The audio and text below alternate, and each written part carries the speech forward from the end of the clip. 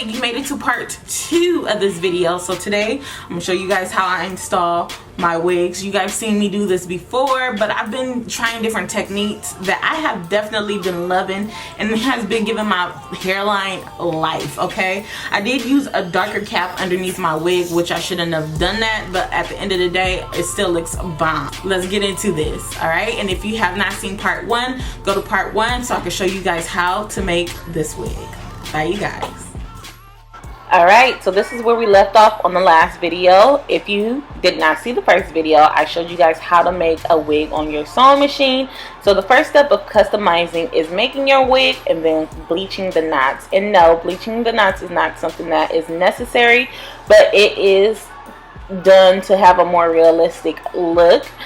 So I am going to tell you, do not bleach your knots until you get them to a blonde state. You want them brassy and you want to tone them out. If you get them to a blonde state, I will guarantee you that you will have shedding and balding on your closures or frontals, and that's not what you want. So, and I'm not going to tell you how long to leave this on. You have to watch your hair, because every piece of hair processes differently. I personally left this on for about 20 minutes, and it was very brassy, and I toned the brass out with purple shampoo. Alright, so now this is what the wig looks like after it's been air drying for a little while. It's about 60% dry, I would say. I'm going to take my tweezers, part off the front of the hairline, and I am going to pluck the hairline just to take away some of that thickness so it can look a little bit natural. And I'm gonna just continue to do this until I get the density that I want.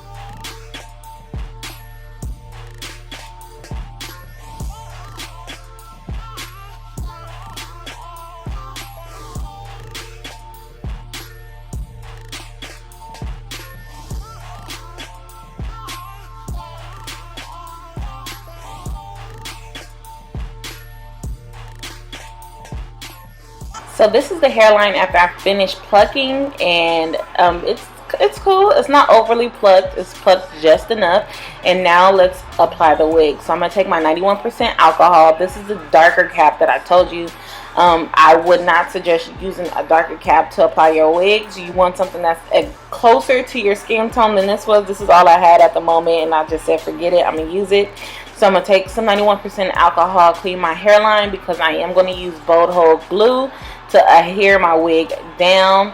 And I am going to try my wig on just to see how the hairline is going to sit. And once I feel like it is perfect for me and that it's going to be bomb, then I am going to go ahead and apply my 3 layers of bold hold glue.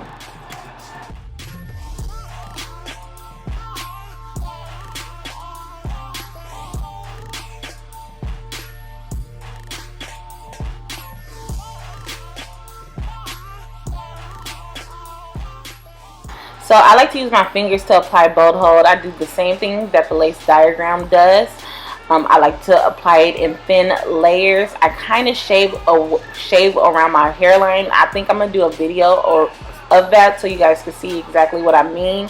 I don't cut off my baby hairs, but I just cut off like the peach fuzzy hair that's around my hairline and my forehead, it makes a huge difference when you're trying to apply your wig, and it helps the glue dry faster, because when you have those little hairs, your glue, like the glue kind of clumps to the hair and it'll leave white residue, and that's not what you want. So I like to apply thin layers and blend it out, and then I'll do that 3 times, and then I'm ready to apply my wig.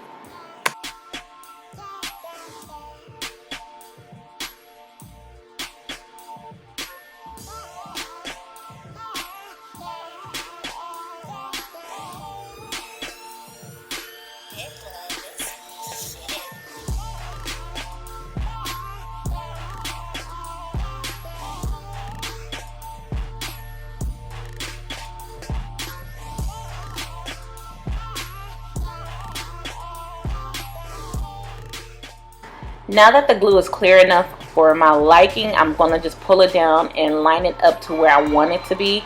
I am not going to line it up hairline to glue. I'm going to pull it a little bit above where the glue is sitting, and it's because when I cut it out, it could be cut to my hairline shape. And I think that's the biggest thing that I do when it comes to my hairline shape, because I get a lot of questions as to how does it like mimic my hairline so much, and it's because I pull it forward and then I cut off the hairline a little bit, and that's the only thing that I can say. I do cut into my frontal, but it's only to have the perfect install.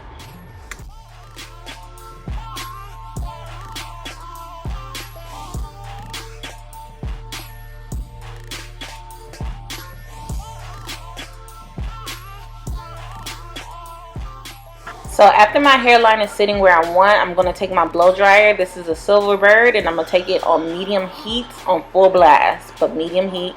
And I'm just going to press the lace into the glue. And after that, I'm going to just wrap my hairline down for about 5 minutes and let it sit, and let my scarf help press it in before I cut off the lace.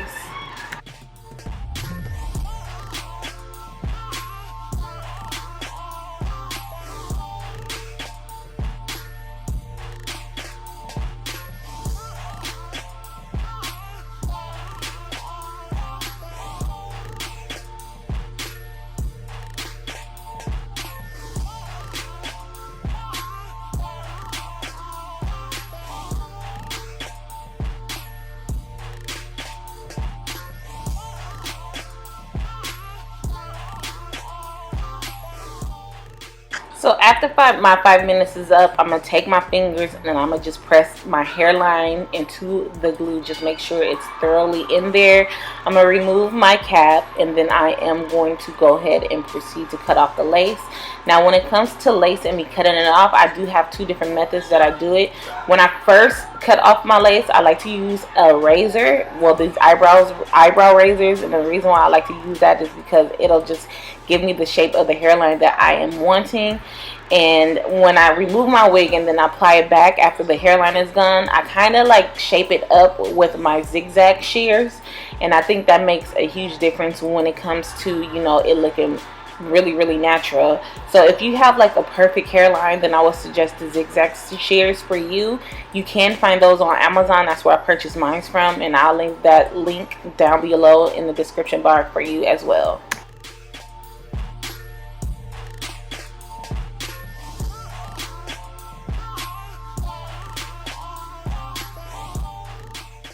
So what I've been doing lately is after each basic step, I'll take my Got To Be freeze spray, and then I'll tie my hair down. Especially since, because my glue is not all the way, you know, dried down, and it takes like a day or 2 for your glue to fully dry down. I just feel like the Got To Be spray helps it, like, you know, mold down, and so it won't slip around and move into different places. Because if you know bow hold, you know that if it's not completely dried down, your wig can slide back and you can see that glue residue. So in order for me to combat that, I like to use the freeze spray, and it'll help hold it in place while it's drying down. So I'm gonna cut off some baby hairs to mimic my natural hairline, and I'm gonna just mold them with this baby hair brush, and I'm gonna use a little bit of my Cantu Wave and Curl Whip mousse to lay them down as well. You can see I'm not putting it directly on the lace. I'm just putting it on the hair, and I'm using very little of it, and I am just going to mold it down that way.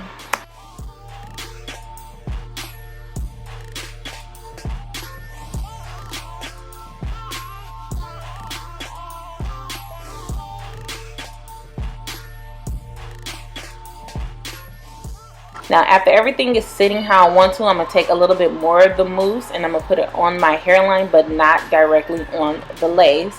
I'm going to comb that mousse in to mold the hairline back, and then I'm going to wrap it with my my scarf to just make everything very smooth, so it's easier for me to go through and press out.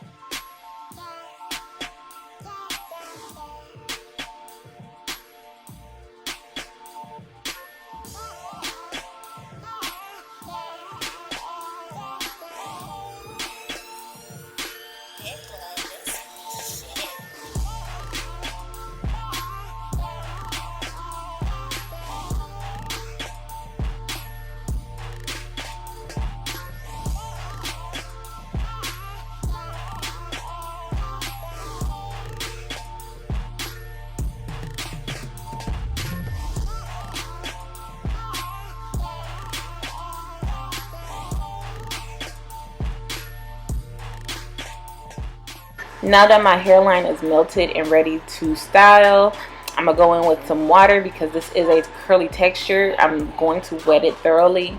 And I'm also going to go in with my Cantu Wave and Curl Whip. That's mousse. And I'm going to apply that generously all throughout my hair. And I'm going to comb it through. And then after my mousse, I'm going to take my oils, olive oils, hair pudding. And I'm also going to apply that onto the hair. This is like a substitute for gel. I find like gel leaves a hard cast and a residue, and I don't like that. So I like to use hair puddings, especially with curly hair or wavy hair, and it does the same thing, but it just leaves your hair defined and soft. And basically that's the end of this video, guys. I hope you guys enjoyed this video. If you guys have any questions or concerns, feel free to leave them down in the description box. Of course, I will leave everything that I use in both videos in the description box for you guys. And I hope you guys enjoyed this video. Until next time, I'll be back with another one. Bye, best friends.